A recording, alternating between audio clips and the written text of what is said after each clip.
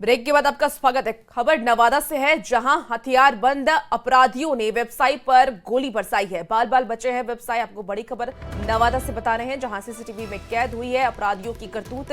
आपको बता दें कि दरबार चौक की एक घटना बताई जा रही है। छानबीन में पुलिस जुटी हुई है। मौके से 6 खोखा बरामद हुआ है। इस बार दरबार के वंशज हैं व्यवसायी। तो बड़ी खबर इस वक्त नवादा से आ रही है। सीसीटीवी में अपराधियों की जो ये वारदात है वो कैद हो चुकी है। देखिए किस तरीके से अपराधी खुलेआम बिल्कुल भी पुलिस का खौफ नजर अपराधियों में नहीं आ रहा है। आते हैं और ताबड़तोड़ फायरिंग करना शुरू कर देते हैं। खोखा पुलिस ने हालांकि बरामद कर लिया है। ये सुपर एक्सक्लूसिव तस्वीर आप न्यूज़ 18 बिहार झारखंड पर देख रहे हैं। हथियारबंद अपराधियों ने हिस्वा के नामी इलेक्ट्रॉनिक व्यवसायी को निशाना बनाते हुए अंधाधुंध फायरिंग करते हुए वो वहां से भाग निकले। और ये सीसीटीवी फुटेज इस वक्त आपको टीवी स्क्रीन पर दिखा रहे हैं। इस पूरी घटना का सीसीटीवी फुटेज देखिए सामने आ चुका है, जहां 2 अपाचे बाइक पर 6 की संख्या में अपराधी आते हैं और व्यवसायी से विवाद के बाद अंधाधुंध गोली बरसाना शुरू कर देते हैं और वहां से आराम से वो निकल भी जाते हैं।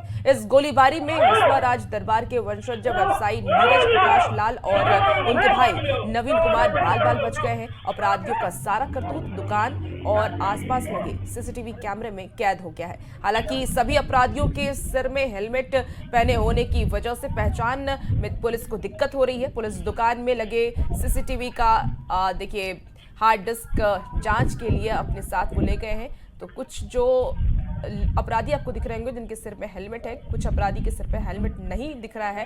हालांकि पुलिस अभी जांच कर रही है। इस घटना के बाद इलाके में दहशत का माहौल देखा जा रहा है।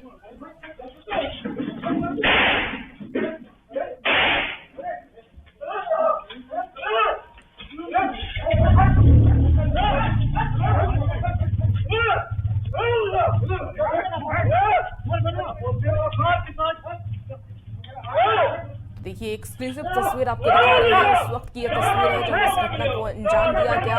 लॉ एंड ऑर्डर का बिल्कुल भी खौफ अब अपराधियों में देखा नहीं जा रहा। खुलेआम व्यवसायी को निशाना बनाया जा रहा है और इससे लेकर के कई सवाल भी खड़े हो रहे हैं कि आखिर बार बार व्यवसायियों को ही निशाना आखिर क्यों बनाया जा रहा है। गोदाम को बढ़ा करके इधर से आकर इसी बीच में देखे कि 2 मोटरसाइकिल से लड़का क्या कंपनी के अंदर से अपना ऑफिस से निकल करके क्या बात है, तो हमको 2 स्विच चाहिए, 2 स्विच दीजिए भैया। कौन सा मॉडल चाहिए? नहीं तो कल कहना दीजिए ना कोई सैंपल के, जो बताओ जो लगेगा वही देंगे। तो चले वो बोला लड़का कि चलते घूमते कि 2 स्विच लेने के लिए 6 लड़का आएगा। थोड़ा सा हमको भी शक जैसा लगा, सब नया चेहरा है, हम ले नहीं दे पाएंगे भैया ऐसे जब तक ले। तो कल के चल 5 में, हाँ ठीक है बाबू जा करके देखो। तो कहना उधर से खोल के दीजिए मुझे कि उधर से व्यापार का समाप्त हो गया भाई। कल अब आप लोग हमारे पास में। और देखिए ज्यादा जानकारी के साथ अनिल हमारे साथ इस वक्त फोन लाइन पर जुड़ गए हैं। अनिल, क्या विवाद चल रहा था इन लोगों का व्यवसायी से? किस वजह से ये पूरी घटना को अंजाम दिया गया?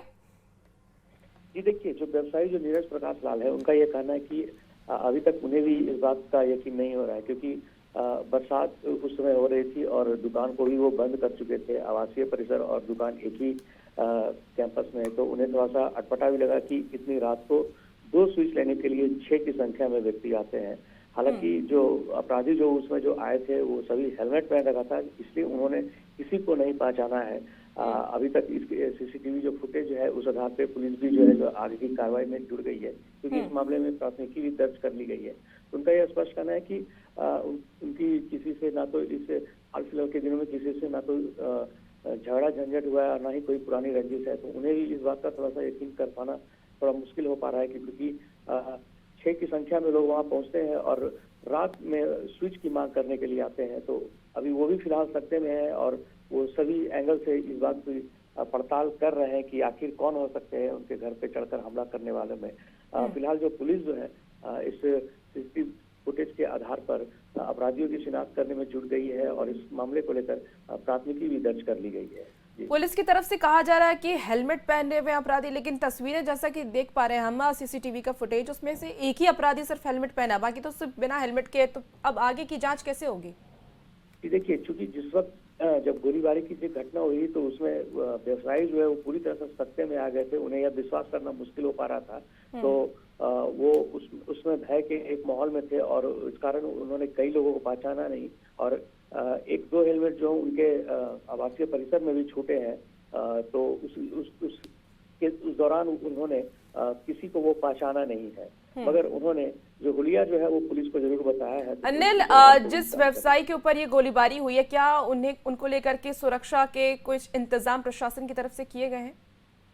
जी देखिए, अभी फिलहाल तो ऐसी कुछ बात सामने नहीं आई है, क्योंकि अभी उनका जो प्राथमिक उपचार जो है वो देर रात ही करा दिया गया था और अभी फिलहाल उनके यहाँ जो व्यवसायिक संघ के जो लोग हैं वो उनके यहाँ जरूर पहुंचे हैं और इस प्रकार की मांग को जो है वो रख चुके हैं पुलिस के सामने। अब आगे देखने वाली बात होगी कि इस पूरे मामले की तफ्तीश जो है कहाँ तक पहुँचती है। ठीक है, आप नजर बना के रखिए अनिल, तमाम अपडेट लेंगे। बहुत शुक्रिया जानकारी के लिए।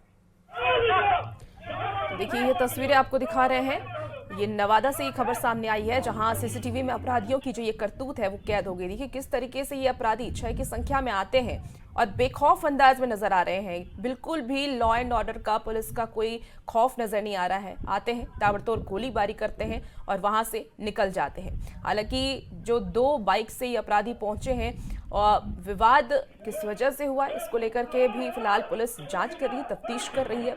पुलिस पहचानने में जुटी हुई है कि अपराधी हैं कौन, लेकिन कारोबारियों पर लगातार इस तरीके के हमले इन दिनों देखने को बिहार में मिल रहे हैं। किस तरीके से फिल्मी अंदाज में देखिए ये फायरिंग करते हैं और वहां से निकलते हैं, उसकी तस्वीर आपको टीवी स्क्रीन पर दिखा रहे हैं। तो नवादा से ये खबर सामने आई है और इस खबर के सामने आने के बाद अब आसपास के इलाके में भी हड़कंप मचा हुआ है, लोगों के अंदर खौफ है, क्योंकि जिस सुशासन के सरकार की बात नीतीश कुमार करते हैं वहां बेखौफ अंदाज में अब अपराधी गोलीबारी फिर से करना शुरू कर चुके हैं।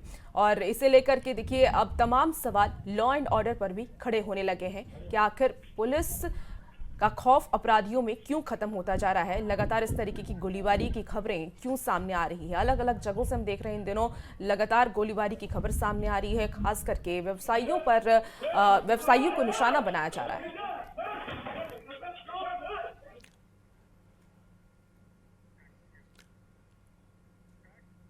रांची में सीबीआई की विशेष अदालत ने ओएमआर स्कैनिंग मशीन खरीदारी में घोटाला के आरोपी जेपीएससी के पहले अध्यक्ष दिलीप प्रसाद सहित 3 को दोषी करार दिया है। दिलीप प्रसाद को 2 साल जेल और 1 लाख रुपए का जुर्माना लगाया गया है, जबकि सुरेंद्र जैन और सुधीर जैन को भी 2-2 साल जेल की सजा और 50,000 रुपए का जुर्माना लगा है। सीबीआई ने साल 2004 में हुए 13.56 लाख के घोटाले को लेकर 2013 में प्राथमिकी दर्ज की थी। जांच अधिकारी ने जांच पूरी करते हुए 34 गवाहों के साथ 2014 में चार्जशीट दाखिल की थी। दिलीप प्रसाद ने अध्यक्ष रहते कई नियुक्तियों में अपने पद का दुरुपयोग किया। सीबीआई ने सभी गड़बड़ियों में प्राथमिकी दर्ज की। राज्य गठन के बाद दिलीप प्रसाद जेपीएससी के पहले अध्यक्ष बने थे। उन्होंने सरकारी पद का दुरुपयोग कर अपने लाभ के लिए मनपसंद कंपनी को ओएमआर स्कैनिंग मशीन का टेंडर दिया।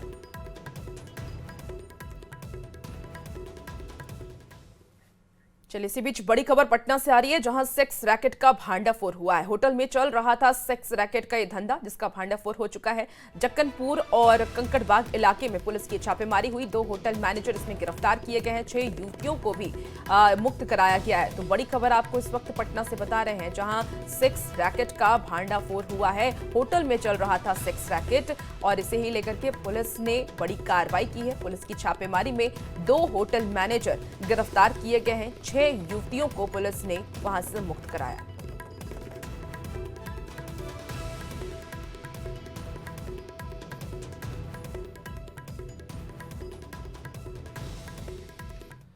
सुपौल के त्रिवेणीगंज में पुलिस ने छापेमारी कर 872 बोतल विदेशी शराब और 1737 बोतल कोडीन युक्त कप सिरप बरामद किया है। पुलिस ने गुप्त सूचना पर लक्ष्मीनिया वार्ड संख्या 12 में छापेमारी की। तलाशी के दौरान धीरेन्द्र मेहता के घर पर प्लास्टिक के बोरे और कार्टन में छिपाकर रखी गई शराब और कप सिरप बरामद किया गया। आरोपी पुलिस को देख मौके से फरार हो गया। गुप्त सूचना के आधार पर त्रिवेणीगंज थाना क्षेत्र के लक्ष्मीनिया ग्राम में वार्ड नंबर 12 स्थित धीरेन्द्र मेहता के घर से छापेमारी की गई, जहां उनके घर से 222 लीटर अंग्रेजी शराब और कोडीन विस्कॉफ अवैध रूप से जो भंडारित था उसे बरामद किया गया। गयाजी में लड़की के साथ गैंगरेप मामले में स्वास्थ्य मंत्री मंगल पांडे ने बयान दिया है। मंगल पांडे ने कहा कि घटना की जांच चल रही है, प्रशासन कार्रवाई भी कर रही है, सरकार और प्रशासन सतर्क है। आपको ये बता दें कि गयाजी में होमगार्ड भर्ती दौड़ में बेहोश हुई महिला से एम्बुलेंस में गैंगरेप का मामला सामने आया है। बेहोशी के दौरान एम्बुलेंस के ड्राइवर और टेक्नीशियन पर रेप करने का आरोप लगा है। महिला अभ्यर्थी की शिकायत के बाद पुलिस ने दोनों आरोपी को गिरफ्तार कर लिया है। अभी जांच चल रहा है,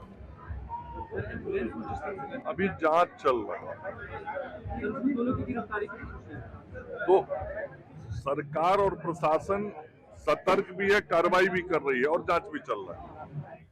पटना में आपराधिक घटनाओं को अंजाम देकर पुलिस के लिए चुनौती बनने वाले अपराधियों की अब खैर नहीं है।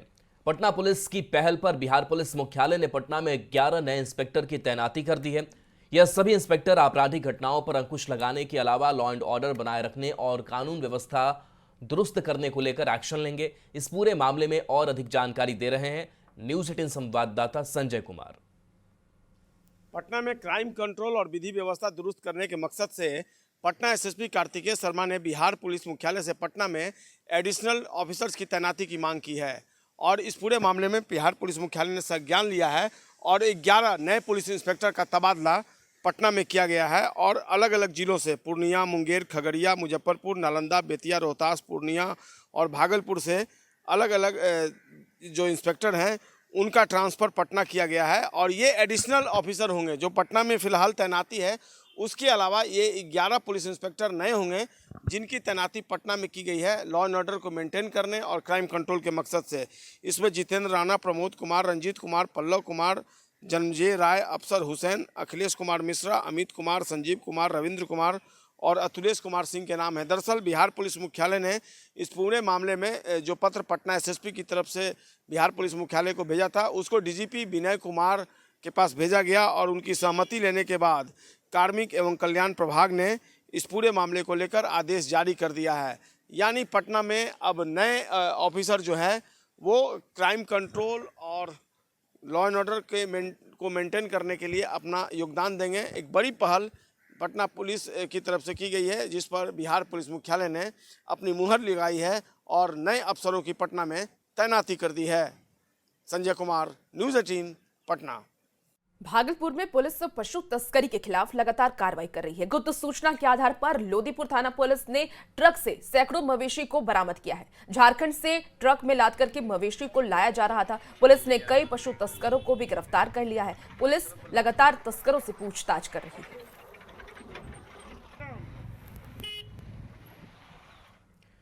मुजफ्फरपुर के मनियारी थाना क्षेत्र के माधोपुर में हवाई फायरिंग कर दहशत फैलाने वाले 3 बदमाश को पुलिस ने गिरफ्तार किया है।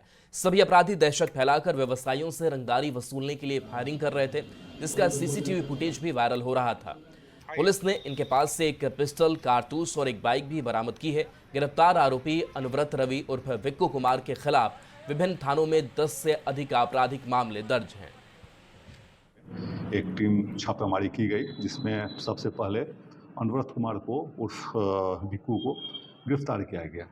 इसने बताया कि इसमें अन्य जो है 5 लड़के का अपने साथ नाम बताया और उसके विरुद्ध में फिर छापामारी की गई तो उसमें एक लड़का है संतोष कुमार जो सदर थाना क्षेत्र के रहने वाले हैं, तो उसके घर से उसको गिरफ्तार किया गया। उसके घर से एक अपाचे मोटरसाइकिल भी उजला रंग के बरामद किया गया। और इसी बीच एक बड़ी खबर अमेरिका से सामने आ रही है। डेनवर एयरपोर्ट पर बड़ा हादसा हो गया है। यात्री विमान हादसे का शिकार हुई। बड़ी खबर आपको बता रहे हैं, अमेरिकन एयरलाइंस का था ये विमान। बोइंग 737 विमान के लैंडिंग गियर में आग लग गई। यात्रियों को सुरक्षित वहां से निकाल लिया गया। आपको बता दें कि विमान में जो यात्री सवार थे वो 180 यात्री की जो जानकारी है वो सामने आ पा रही है। तो देखिए ये बड़ी खबर आपको बता रहे हैं अमेरिका से और ये तस्वीरें भी दिखा रहे हैं। देखिए किस तरीके से यात्री वहां से भागते हुए नजर आ रहे हैं। डेनवर एयरपोर्ट पर ये हादसा हुआ है। यात्री विमान हादसे का शिकार हुआ और अमेरिकी एयरलाइंस का ये विमान बताया जा रहा है। तो लगातार जो विमान हादसे की खबरें हैं और विमान हादसा वो लगातार हो रहा है। यात्रियों में से लेकर के खौफ भी नजर आ रहा है। बोइंग 737 विमान के लैंडिंग गियर में ये आग लगी है। हालांकि जो जानकारी सामने आ रही है, यात्रियों को सुरक्षित निकाल लिया गया। तस्वीरें भी आपको दिखा रहे हैं किस तरीके से, देखिए यात्रियों को सुरक्षित निकाला जा रहा है वहां से, लेकिन यात्रियों में डर का माहौल देखा जा रहा है। तस्वीरें सीधे आपको उस जगह की दिखा रहे हैं, विमान के लैंडिंग गियर में ये आग लगी, उसके बाद यात्रियों को वहां से सुरक्षित निकाला गया।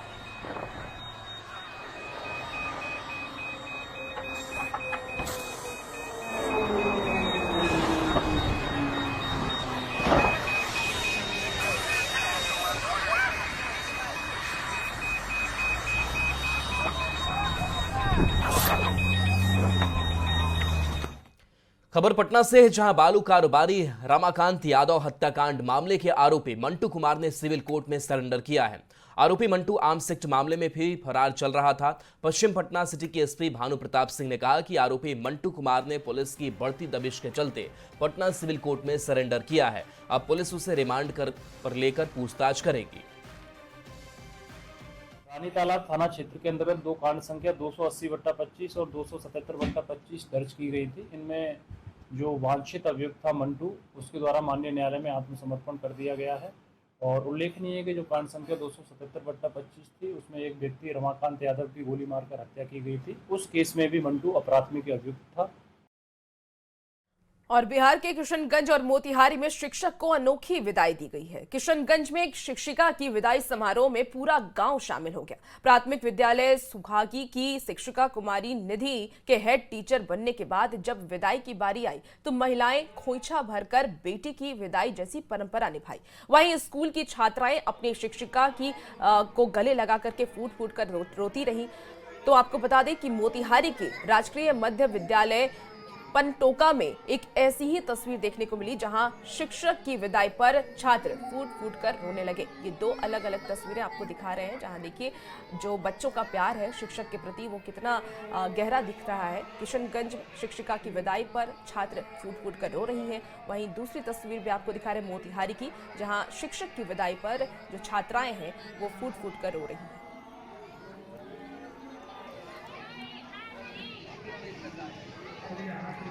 खबर भागलपुर से है, जहां गंगा के जलस्तर में बढ़ोतरी के कारण पीरपैंती बाकरपुर मुख्य सड़क पर यातायात बाधित हो गया है। मुस्तफापुर चौखंडी पुलिया पानी में डूब गई है। इससे पीरपैंती और बाकरपुर के बीच संपर्क टूट गया है। साथ ही कई गांवों का प्रखंड मुख्यालय से संपर्क भी बाधित हो गया है। दरअसल 1 साल पहले मुख्य सड़क पर बने चौखंडी पुल बाढ़ में बह गया था, जिसके बाद से अब तक पुल का निर्माण नहीं किया गया है। स्थानीय लोगों ने पुल निर्माण की मांग की है। शहर बाजार को जोड़ने वाला मुख्य 2 सड़क है। बाबूपुर से मिर्जा चौकी को जोड़ता है जो, और बागरपुर से जो पीरपैंती को जोड़ता है। दोनों ही सड़क बाधित है। आखिर सरकार का ध्यान इस पे क्यों नहीं केंद्रित हो रहा है? और सरकार इस पे ध्यान नहीं देगी तो हम युवाओं संगठित होकर के वोट का पूर्ण रूप से बहिष्कार करेंगे। और इस पे सरकार से हमारा अनुरोध है कि जल्द से जल्द कोई उचित निर्णय ले। यही है कि ये बाखरपुर से पीरपैंती रोड जाने वाला है, जो कि यहाँ पुलिया अगले दुर्गा पूजा में ही टूट गया है बाढ़ के कारण। और तब से विधायक जी को बोलने के बाद बोला भी जा रहा है और उनके पास आवेदन भी दिया जा रहा है। देखिए हमारे यहाँ जो पुल का निर्माण अगर नहीं होगा तो बरसात में और बाढ़ के दिन में बाखरपुर की सारी जनता में कोई कहीं नहीं जा सकता है।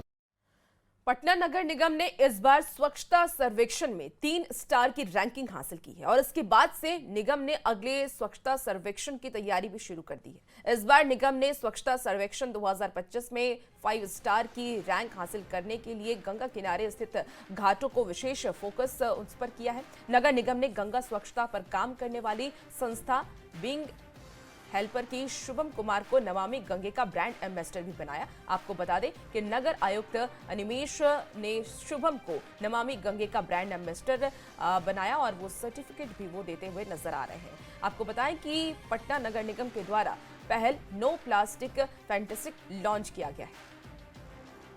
काफी रैंक इम्प्रूव किया है और 3 स्टार पहली दफा 3 स्टार रैंकिंग स्वच्छता सर्वेक्षण में पटना नगर निगम को प्राप्त हुआ है। तो उसी कड़ी में सबसे शहर को सस्टेनेबली क्लीन रखने के लिए, स्थायी तौर पर शहर को क्लीन रखने के लिए यह आवश्यक है कि हम लोग जो प्लास्टिक तो उसको भी हम लोग जो यूज है तो उसको हम लोग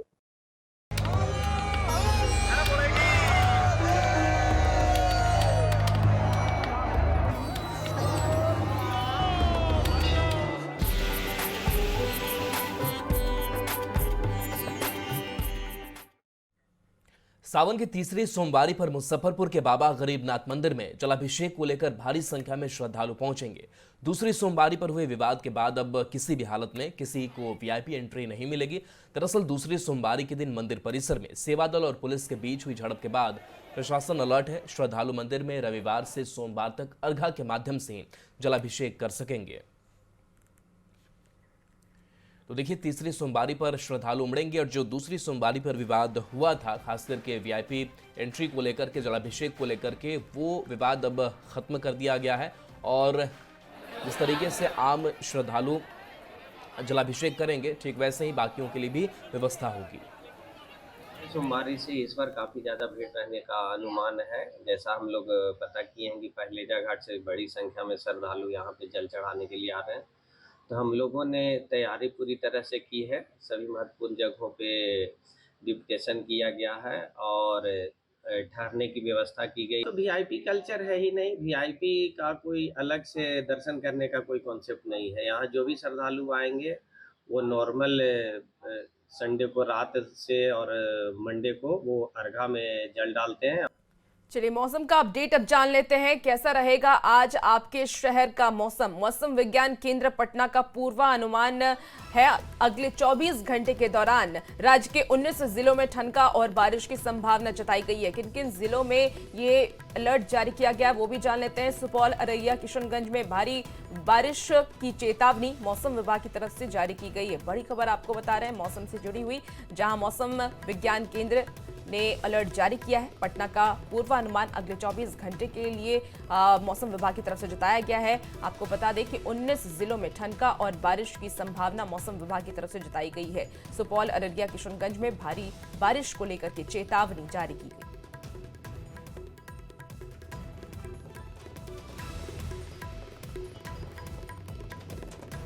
फिलहाल इस बुलेटिन में इतना ही। बने रहिए न्यूज़ 18 बिहार झारखंड के साथ।